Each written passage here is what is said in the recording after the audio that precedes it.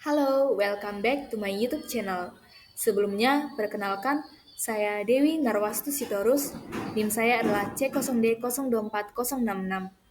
Pada video ini, saya akan membahas materi mengenai menghitung dan mencatat secara akuntansi mengenai angsuran pajak.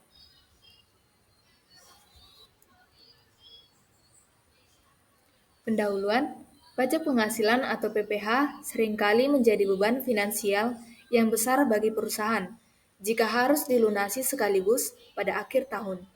Untuk menjaga stabilitas arus kas atau cash flow, pemerintah menetapkan mekanisme PPH pasal 25, yaitu pembayaran pajak secara angsuran setiap bulan.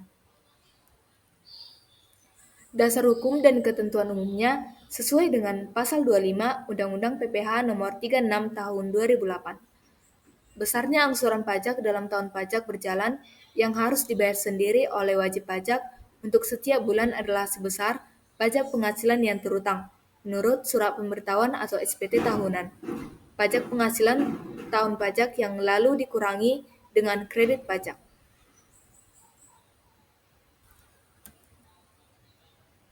Formulasi penghitungan terperinci.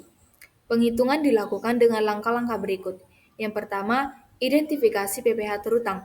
Lihat total PPH terutang pada SPT tahunan tahun lalu.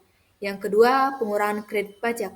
Kurangi dengan pajak penghasilan yang telah dipotong atau dipungut pihak lain, seperti PPH pasal 21, 22, 23, serta PPH yang dibayar atau terutang di luar negeri atau PPH pasal 24. Yang ketiga adalah pembagian massa. Hasil neto dibagi 12 adalah jumlah bulan dalam setahun. Contoh simulasi, PT Maju Jaya memiliki data surat pemberitahuan tahunan tahun 2025 sebagai berikut. Pajak penghasilan terutang adalah sebesar 240 juta. Kredit pajaknya atau PPH 22 dan 23 adalah 60 juta. Kredit pajak PPH 24 adalah 30 juta. Maka angsuran PPH 25 untuk tahun 2026 adalah angsuran sama dengan 240 juta dikurang 60 juta ditambah 30 juta dibagi 12. Angsuran hasilnya sama dengan 150 juta dibagi 12. Maka angsurannya yang akan diangsur oleh PT Maju Jaya adalah sebesar 12.500.000 per bulan.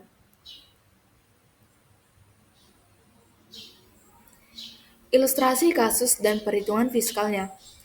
Yang pertama saat pembayaran bulanan. Setiap bulan paling lambat tanggal 15 bulan berikutnya, perusahaan harus membayar angsuran. Dalam akuntansi ini diakui sebagai uang muka pajak atau aset lancar, karena manfaat ekonomisnya baru akan dirasakan saat tutup buku tahunan. Untuk jurnalnya adalah tanggal 15 Mei, uang muka PPH pasal 25 didebit sebesar 12.500.000 dan kas atau bank dikredit 12.500.000. Saat akhir tahun atau adjustment. Pada akhir tahun dilakukan perhitungan PPH terutang final.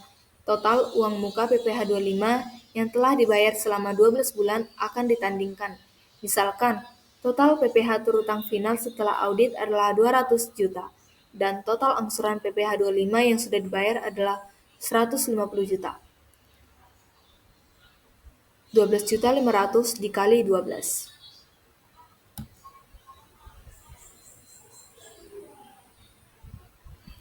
Maka jurnalnya, beban pajak penghasilan di debit adalah sebesar 200 juta.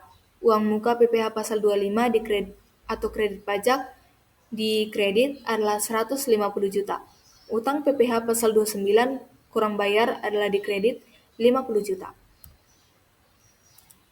Maka, dari materi ini saya dapat menarik kesimpulan adalah perhitungan angsuran PPH pasal 25 yang akurat didasarkan pada selisih PPH terutang tahun lalu dengan kredit pajak pihak ketiga.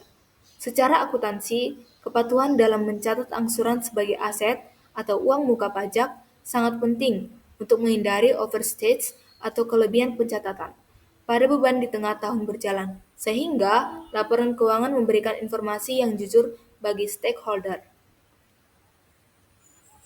Terima kasih buat yang sudah menonton sampai akhir. Jika ada kesalahan kata dalam berucap yang kurang berkenan, saya mohon maaf dan sampai jumpa pada video berikutnya.